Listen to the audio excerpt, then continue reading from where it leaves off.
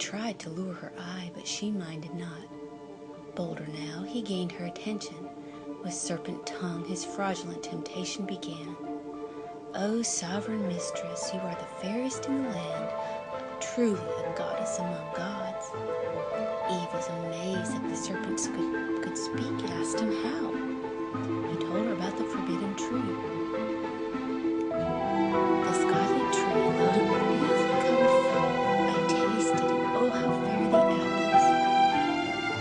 You said, oh, can you take me to this tree? I would like to see.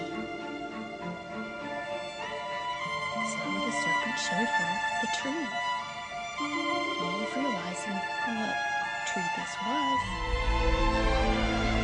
wondrous indeed, but of this tree we may not taste or touch as commanded by God, for if we do, we shall die. The guileful tempter replied, indeed, you can eat all the other fruit except for the fairest of them all. You are the queen of the universe. You won't die. This tree will give you knowledge. I have touched and tasted, yet I live even more perfect than before. Shall God close to man what is open to beast? Don't fear God. He knows that you will be knowing like the gods, both good and evil. What offense will this cause him? O beautiful goddess, reach then and freely taste. He ended his words, winning her heart.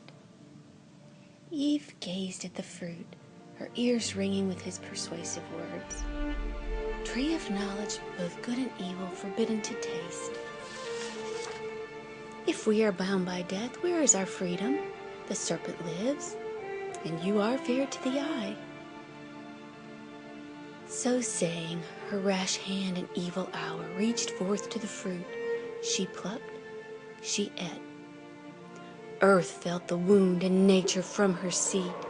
Woe, all is lost. Back to the thicket, the guilty serpent spoke.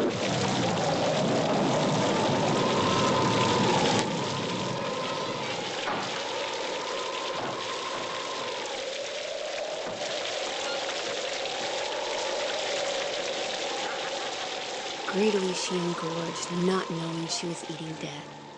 As heightened with wine she rejoiced.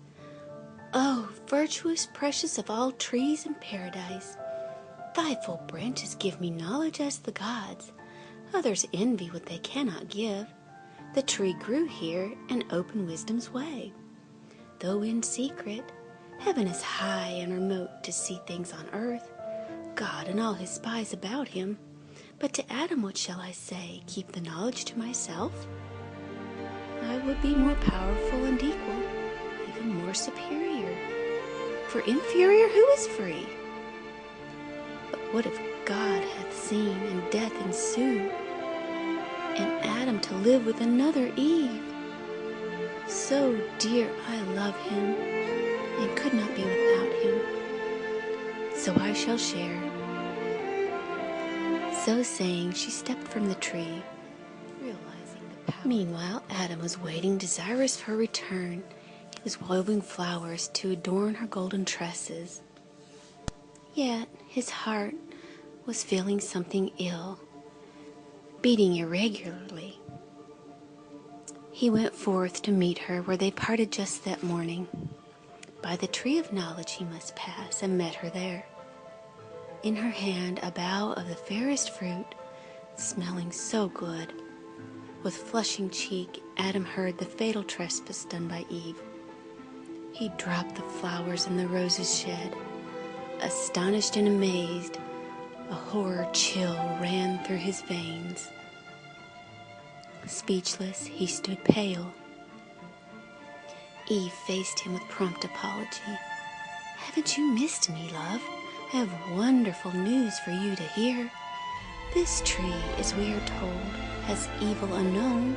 Open my eyes and make gods to those who taste. The serpent tasted and lived, even more improved, and persuaded me to try. Thou therefore also taste, that we may be joined equally. Otherwise we will be disjoined, for fate will not permit. Adam's inward silence broke. "O fairest of God's creations, how suddenly you were lost, now to death devote. The strict forbiddance to violate the sacred forbidden fruit. Certain I will now die, but how can I live without thee? Thou art flesh of my flesh, bone of my bone. We are not to be departed." So having said, as one from sad dismay, after disturbing thoughts, Adam submitted with calm words to Eve. "We can't undo what you have done, not even God nor faith. Perhaps we shall die, but we are one and cannot be severed. To lose thee, I would lose myself." She embraced him and tenderly wept. She gave him the fair enticing fruit. Against his better knowledge, Adam did it, but was not deceived. The earth trembled, and nature gave a second groan. The sky lowered, and muttering thunder. Sad drops wept at the completing of the original mortal sin.